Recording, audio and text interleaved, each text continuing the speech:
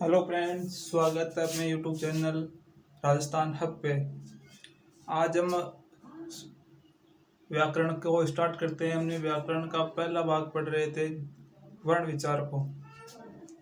हमने पढ़ा है कि व्याकरण तीन भाग, व्याकरण के कितने भाग होते हैं? तीन भाग: वर्ण विचार, शब्द विचार और वाक्य विचार।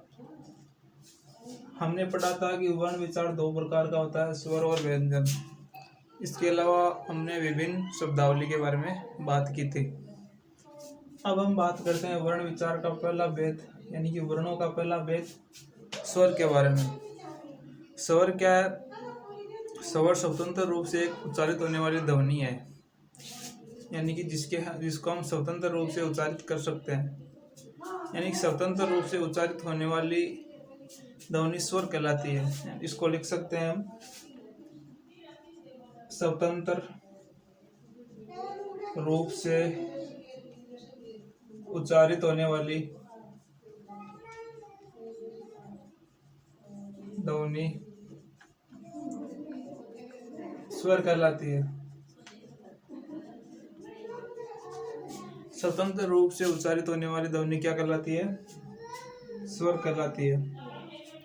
ध्वनि या ध्वनियाँ स्वर कहलाती है, जो अपने रूप में क्या हो? स्वतंत्र हो।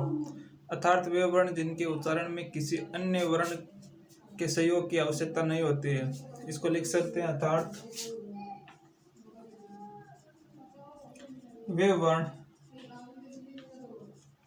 जिनके सहयोग में, अर्थात वे वर्ण जिनके उच्चारण के सहयोग में, अर्थात वे वर्ण जिनके उच्चारण में किसी अन्य वर्ण की आवश्यकता नहीं होती है। अर्थात वे वर्ण जिनके उच्चारण के सहयोग में, यानी कि उच्चारण में अन्य वर्ण की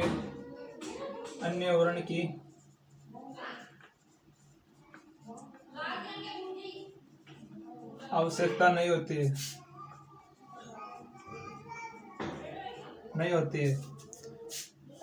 स्वर कहलाते हैं। नहीं होती है, स्वर कहलाते हैं। हमने पढ़ा है कि स्वतंत्र रूप से ध्वनि क्या कहलाती है? वर्ण कहलाती है। अर्थात वे वर्ण जिनके उच्चारण में किसी अन्य वर्ण की आवश्यकता नहीं होती है, क्या कहलाता है? स्वर कहलाता है। अब आगे बात करेंगे स्वर कितने होते हैं और स्वरों की एक और परिभाषा की बात कर सकते हैं, अथवा लिख के एक और परिभाषा में बताता हूँ। वे वर्ण जिनके उच्चारण में फेफड़ों से छोड़े जाने वाली हवा या वाग्यंतर में किसी अवयव को स्पर्श किए बिना स्वतंत्र रूप से बाहर निकल जाती है, इसे स्वर कहते हैं। वे वर्ण जिनके उच्चारण में फेफड़े, यानी कि हमारे फेफड़ों को हवा स्पर्श किए बिना स्वतंत्र रूप से बाहर निकल जाती है, वो क्या कहलाती है? वो क्या कहलाते हैं? स्वर कहलाते हैं। इसको लिख सकते हैं, वे वर्ण जिनके उच्चारण में, विशेष करके लिख लो, वे वर्ण जिनके उच्चारण में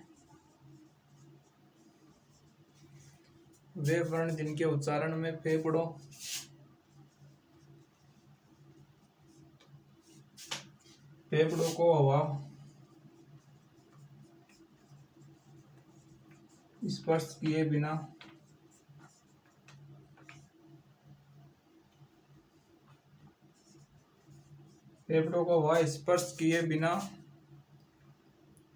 या फेफड़ों से छोड़ी जाने वाली हवा,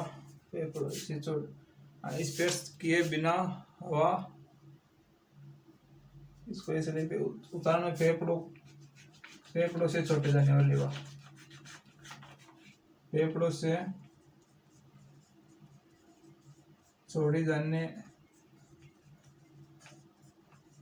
वाली हवा, फेफड़ों से छोड़े जाने वाली हवा, वाक्यांतर या फेफड़ों को स्पर्श, वाक्यांतर के किसी भी अवयव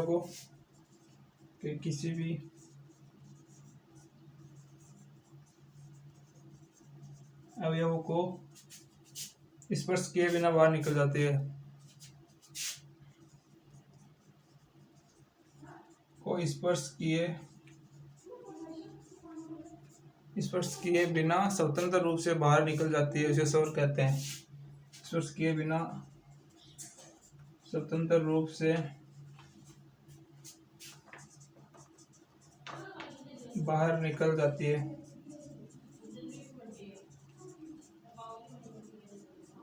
स्वर कहलाते हैं। ऐसे वर्ण क्या कहलाते हैं? स्वर कहलाते हैं। यानी कि हवा स्पर्श किए बिना निकल जाती है, उसे कहते हैं, क्या कहते हैं? स्वर कहते हैं। अब स्वरों की संख्या कितनी होती है? स्वरों की संख्या होती है 11। अब कौन कौन से स्वर होते हैं हम अगली स्लाइड में लिखते हैं, इसका स्क्रीनशॉट ले लिया जाए। अब स्वरों की संख्या कितनी होती है? 11 होती है। स्वरों की संख्या 11 होती है। कौन कौन से स्वर होते हैं? देखो, ए, बड़ा आ, ई, बड़ी ई, ऊ, छोटा ऊ, छोटा ऊ, जी, ए, बड़ा ए, ओ और बड़ा ओ, और औ, यानी कि बड़ा ओ। 1 2 3 4 5 6 7 8 9 10 11। कितनी हो गई? 11।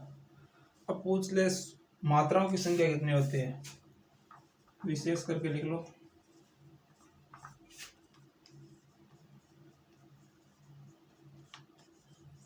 मात्राओं की संख्या, मात्राओं की संख्या कितनी होती है? 10। 10 कौन से होते हैं जिसमें एक के कोई मात्रा नहीं होती है? लिख लो यहाँ पे, एक के कोई मात्रा नहीं। इसमें एक की मात्रा नहीं और आ के अंदर आ की मात्रा है, ई ऊ और सभी दूसरे से मिलके बने हुए, लेकिन एक के अंदर कोई मात्रा नहीं है। इस प्रकार हमने स्वरों की बात की। अब बात करते हैं व्यंजनों की। व्यंजन क्या है और व्यंजन की परिभाषा। 2 नंबर पे बात करते हैं व्यंजन। लिख लो यहाँ पर व्यंजन। अब बात करते हैं व्यंजन की परिभाषा। व्यंजन क्या होता है? व्यंजन वे वर्ण है जिनके उच्चारण में किसी अन्य वर्ण के सहयोग की आवश्यकता होती है। यानी कि कोई अन्य वर्ण चाहिए, मतलब क है, क के अंदर क्या चाहिए? ए, यानी कि क अ मिला क्या बनेगा? क। इसी प्रकार हम बात करते हैं तो इसके अंदर क्या होती है? अन्य वर्ण की आवश्यकता, अर्थात स्वरों के सहयोग से उच्चारित होने वाली ध्वनियां व्यंजन कहलाती है। इसको लिख सकते हैं, वे वर्ण जिनके उच्चारण में अन्य वर्णों की आवश्यकता होती है।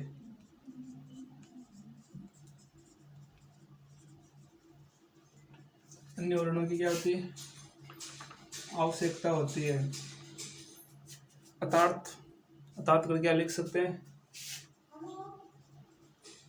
अर्थात स्वरों के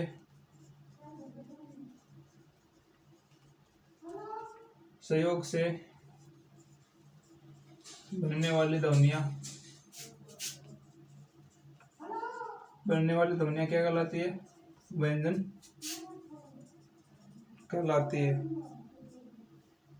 जैसे यानी कि स्वरों के सहयोग से उच्चारित होने वाली ध्वनियां या बनने वाली ध्वनियां, सहयोग से उच्चारित होने वाली लिख सकते हैं, से उच्चारित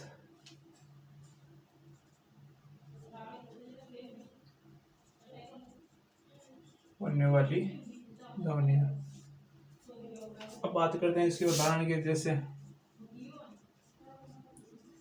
क है, क क्या एक व्यंजन है। इसमें किसकी आवश्यकता होगी? एक वर्ण क है और एक क्या है, इससे मिलकर क्या हुआ? अ। क और अ दोनों क्या है? वर्ण के वर्ग में क्या पढ़ा था?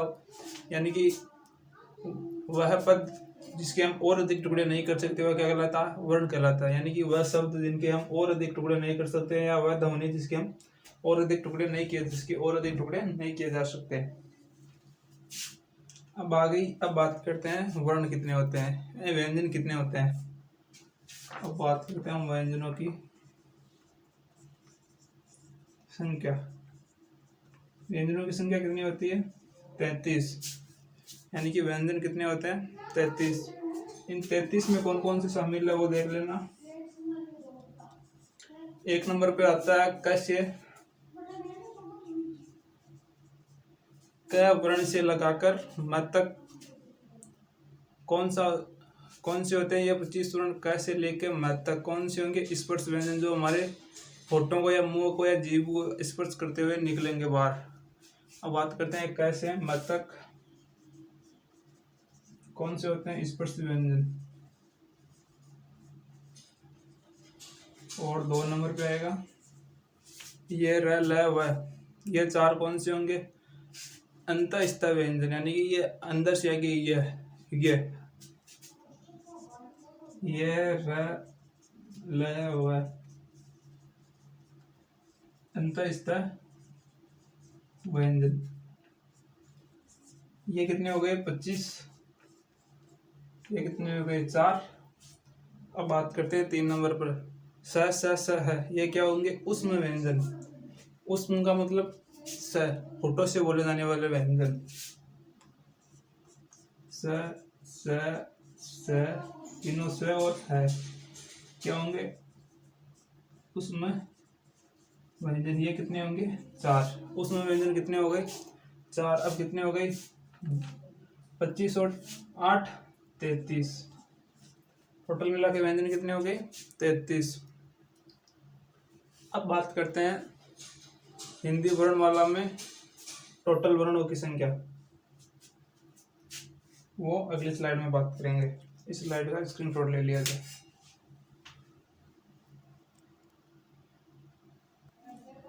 अब वर्णों की टोटल संख्या के बारे में बात करते हैं।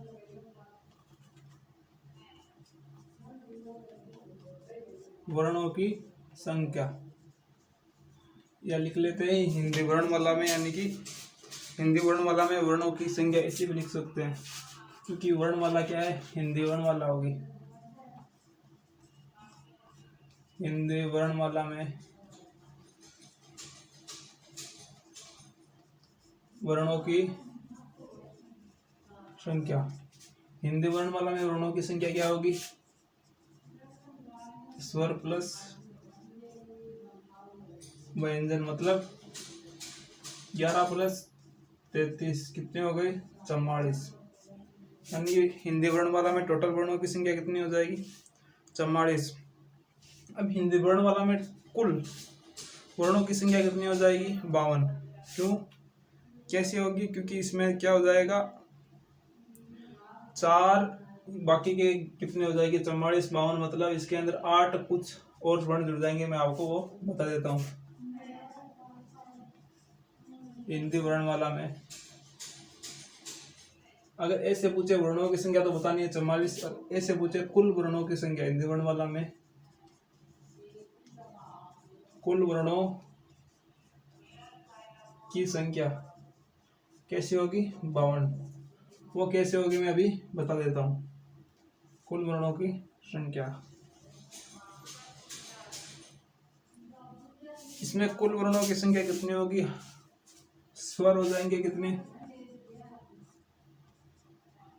11। व्यंजन कितने हो जाएंगे? 33। यानी कि 33। टोटल कितने हो गए? 44।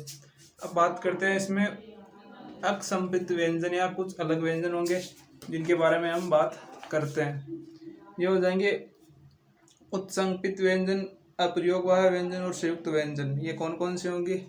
अभी मैं इसकी चर्चा कर देता हूँ। व्यंजन कितने हो गए? 33। अब बात करेंगे उत्सयुक्त व्यंजन। उत्सयुक्त व्यंजन, उत्सयुक्त व्यंजन कितने होते हैं? 2। इसमें क्या आ जाएगा? उत्सयुक्त व्यंजन में ड और ड। ये कौन से आएंगे? बिंदी वाले आएंगे या बिना बिंदी वाले नहीं है, ये इस बात का जरूर ध्यान रख लेना। अप्रयोगवाहक अह और अह। अप्रयोगवाहक में कौन से आ जाएंगे? अह और अह। कितने हो गए? ये कितने हो गए? 2 और ये 2। 44 और 4 कितने हो गए? 48। अब बात करते हैं संयुक्त व्यंजन। संयुक्त व्यंजन का मतलब जो दो व्यंजनों से मिलकर बने होंगे। अब संयुक्त व्यंजन में कौन कौन से आ जाएंगे? स, त्र, गे, स, त्र, गे और री, त्री। अब कसा दो संयुक्त व्यंजन से मिलकर बना होता है। ये किस किस से बना होता है ये मैं आपको बता देता हूँ। क प्लस त्र, त्र किससे बना होता है? त प्लस र। गे किससे बना होता है? गे किससे बना होता है? गे किससे बना होता है? ज प्लस त्र, ज प्लस त्र। अब त्री किससे बना होगा? त्री किससे बना होगा? क प्लस र, क्र, क प्लस र। इसी प्रकार हमारा संयुक्त व्यंजन होगा। अब बात करते हैं भाषा के यानी वर्ण हिंदी वर्ण वाला में कुल व्यंजनों की संख्या कितनी होगी? 52। अगर ऐसे पूछे इसका मैं टेलीग्राम पर क्यूज बना के डालूंगा, आपको जरूर आंसर देना है। अगर नॉर्मल पूछ ले कि हिंदी वर्णमाला में वर्णों की संख्या कितनी होती है, तो हमें बताना है 44, 11 स्वर, 33 व्यंजन। अब बात करना है हमें वर्णमाला में कुल वर्णों की संख्या। कुल वर्णों की संख्या कितनी होगी? 52। 52 कैसे होंगी? 11 स्वर, 33 व्यंजन और उत्सर्ग व्यंजन कितने होंगे? 2, ड और ड। उसके बाद में अप्रयोगवाहक व्यंजन कितने होंगे? 2। कौन कौन से होंगे? अब ए और है। और संयुक्त व्यंजन कितने होंगे? 4, गे, त्र, यानी कि स, त्र, गे और त्री। ये इसमें 2 बार आ गया है, कस, त्र और री। ये कौन सा है? री है, री है ये कौन सा होगा? अप्रयोग। ये होगा त्र और ये होगा स, श्री वाला स। कौन से वाला? इस श्री वाला क्या होगा? ये स। इस प्रकार हमारे टोटल व्यंजन की टोटल वर्णों की संख्या कितनी हो गई?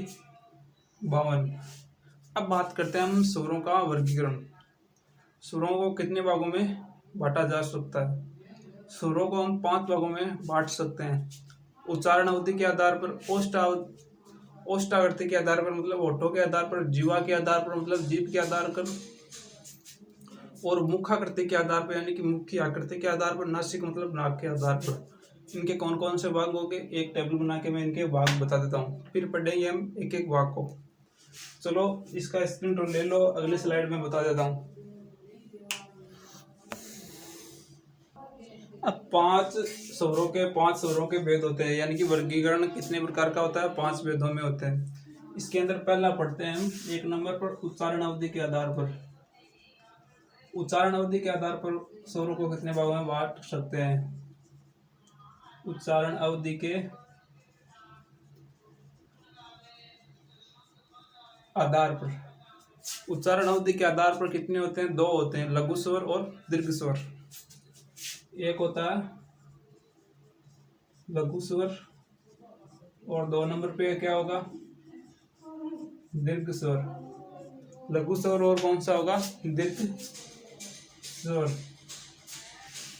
अब 2 नंबर पे कौन आता है?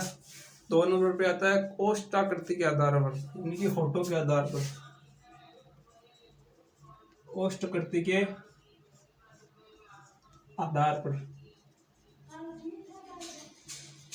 ओष्ठाकृति के आधार पर कितने प्रकार का होगा? 2 प्रकार का, यानी कि एक वर्ताकार और एक अवर्ताकार स्वर। एक नंबर होगा वर्ताकार स्वर और एक अवर्ताकार स्वर। अब बात करते हैं 3 नंबर पे। क्या आ गया? उच्चारण आ गया, ओष्ठ आ गया। अब क्या आएगी? जीभ आएगी। मुंह के अंदर क्या जाएगी? जीभ, जीवा के आधार पर। जीवा के आधार पर कितने प्रकार के होंगे? 3 प्रकार के होंगे, अग्र, मध्य और पश्च।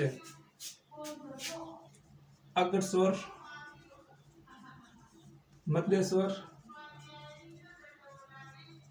और पश्च स्वर। अब बात करते हैं 4 नंबर पर। जीवा आ गई तो इसके बाद में क्या आएगा? मुखाकृति, यानी कि मुख की आकृति के आधार पर। मुखाकृति के आधार पर, मुखाकृति के आधार पर, मुखाकृति के आधार पर कितना होगा? मुखाकृति के आधार पर 4 प्रकार का होगा। एक सवर्त, अर्धसवर्त, विवर्त और अर्धविवर्त। एक नंबर क्या आएगा? सवर्त स्वर। दूसरा होगा अर्धसवर्त, अर्धसवर्त स्वर। 3 नंबर पर क्या आएगा? विवर्त, विवर्त स्वर। 4 नंबर पर क्या आ जाएगा? अर्थविवर्त, अर्थविवर्त स्वर। अब बात करते हैं 5 नंबर पर। 5 नंबर क्या आएगी? नाक, यानी कि नासिका के आधार पर। 5 नंबर पे आ जाएगा नासिका के आधार पर। नासिका के आधार पर कितनी होगी? 2 प्रकार की होगी। एक तो अनुनासिक और निनुनासिक, निर्नुनासिक। 1 नंबर पे क्या होगा? निर्नुनासिक। और 2 नंबर पर क्या आ जाएगा? अनुनासिक, अनुनासिक स्वर। आज के लिए क्लास को इतना रखेंगे। कल से हम पढ़ेंगे उच्चारण के आधार पर स्वरों का वर्गीकरण, यानी कि लघु स्वर और दीर्घ स्वर के बारे में जानेंगे। चलो फ्रेंड्स, आज हम क्लास को इतना रखते हैं। हमारे चैनल को शेयर एंड सब्सक्राइब करने की जिम्मेदारी आपकी रहेगी, और ज़्यादा से ज़्यादा शेयर करो, और हमारे द्वारा अच्छे से अच्छा कंटेंट आपको मिलता रहेगा। ओके, जय हिंद बच्चों।